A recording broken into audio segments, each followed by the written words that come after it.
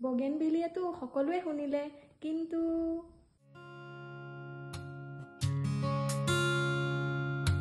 কিনো চেনে আছিল বুকুত বন জুয়ে পুৰা দিপুৰে,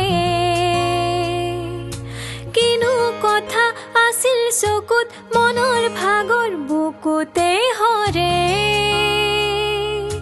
নাহৰ কপৰ সুবাসতে পেপা ঢোলৰ শব্দতে পিৰিতিয়ে উঠে সাৰ পায়,